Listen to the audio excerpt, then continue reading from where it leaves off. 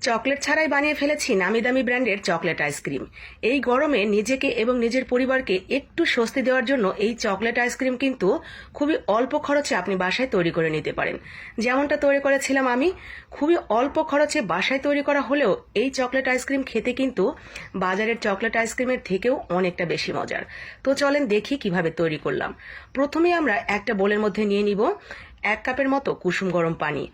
1 কাপের কম বেশি হলে কোনো প্রবলেম নেই। তো আমরা সেই পানিটার মধ্যে 1/3 কাপ দিয়ে দিচ্ছি গুঁড়া পাউডার দুধ। তো পাউডার দুধটা দিয়ে ভালো করে পানির সাথে আমরা মিশিয়ে নিব। তারপর এখানে দিয়ে দিচ্ছি চিনি। চিনিটা আমি 1/3 কাপ যে কাপটা সেটার অর্ধেকেরও কম কম চিনি দিয়ে দিচ্ছি। শুধুমাত্র এই পানিটুকুর জন্য যতটুকু চিনি প্রয়োজন ঠিক ততটুকু চিনি আমরা দিব। তারপরে আমাদের লাগছে কোকো পাউডার। আমি এখানে ক্যাডবেরির কোকো পাউডারটা ইউজ করছি। আপনারা যে কোনো ব্র্যান্ডের একটা কোকো পাউডার নিয়ে নিতে পারেন, তবে ক্যাডবেরির এই কোকো পাউডারটা কিন্তু খুবই ভালো, আমি আগে থেকেই এটা ব্যবহার করি। তবে একেবারে বাজারে যেই নর্মালি যেই কোকো পাউডারগুলো থাকে সেগুলো ব্যবহার না করাই ভালো, এতে কিন্তু টেস্টের হেরফের হয়ে যেতে পারে। কোকো পাউডারটা দিয়ে আমরা খুব ভালোভাবে মিশিয়ে নিব পানিটার সাথে। একটু গোটা গোটা থাকলে সমস্যা নেই, কারণ এইটা আমরা রান্না করে নিব কয়েক মিনিট। দিয়ে দিচ্ছি কড়াইতে দিয়ে দেওয়ার পর আমরা চুলার আঁচটা ধরিয়ে দিয়ে মিডিয়াম টু লোতে রেখে সুন্দর করে নাড়তে থাকবো। নাড়া বন্ধ করা যাবে না, না হলে কিন্তু নিচ থেকে লেগে গিয়ে এটা পুড়ে তিতা হয়ে যাবে। খেয়াল রাখতে হবে কোনোভাবেই যেন অতিরিক্ত জাল দিয়ে এই চকলেটটাকে আমরা পুড়িয়ে না ফেলি। ঠিক 1 থেকে 2 মিনিট এইভাবে রান্না করে নিলেই দেখবেন অনেকটা ঘন হয়ে গেছে আর কালারটা কিন্তু অনেকটাই কালো হয়ে যাবে।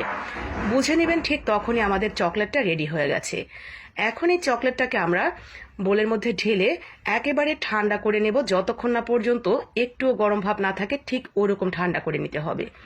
ঠান্ডা হতে থাক, প্রয়োজনে ফ্যানের নিচে নিয়ে রেখে আসতে পারেন। তো এদিকে আমরা ক্রিমটা রেডি করে নিব। আমি আজকে ব্যবহার করছি ইনস্টা হুইপের হুইপিং ক্রিমটা।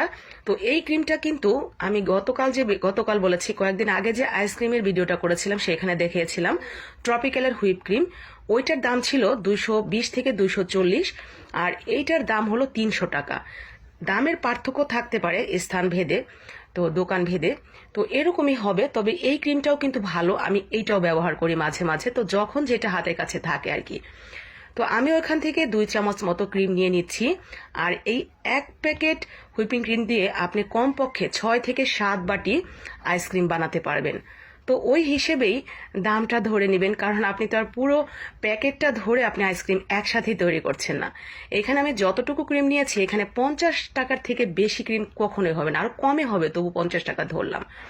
তো যাই হোক, আমরা কিন্তু ক্রিমটা দিয়ে এখানে বিটারের 1-এ রেখে 2 থেকে 3 মিনিট বিট করে নেব। তারপরে বিটারের স্পিডটা 3 or 5, 4 এরকম করে দিব। তারপরে আরও 2 থেকে 3 মিনিট বিট করে নেব।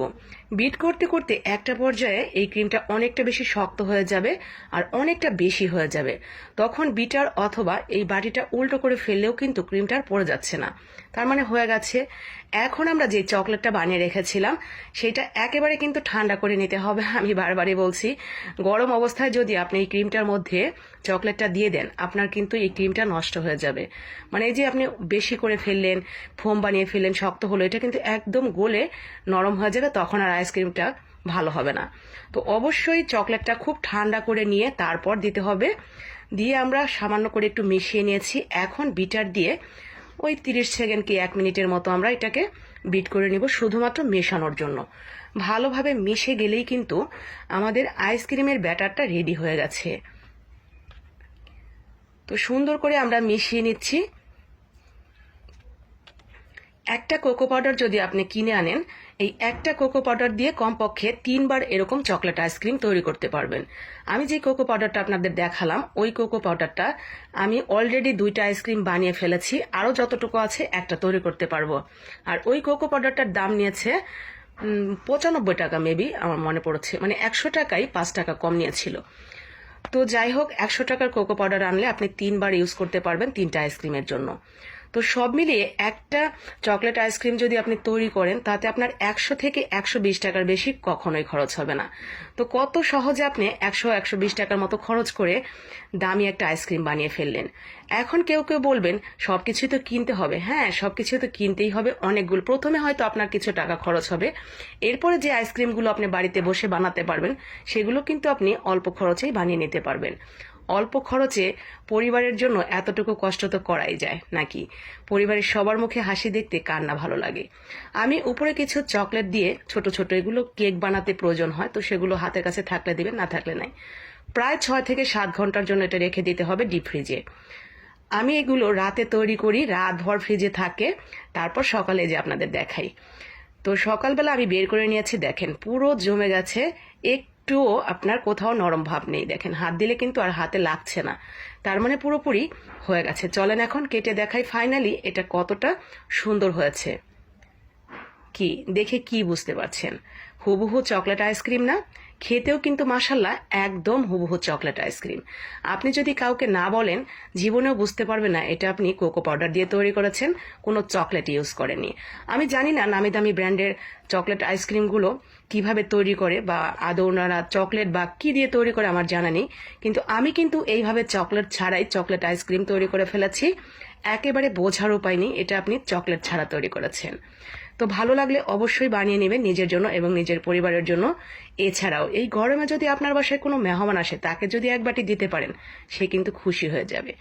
দেরি কেন, চট করে বানিয়ে নিন। ভালো লাগলে লাইক কমেন্ট আর একটু শেয়ার করে দিবেন বাকি আপু ভাইয়াদের জন্য। আসসালামু আলাইকুম।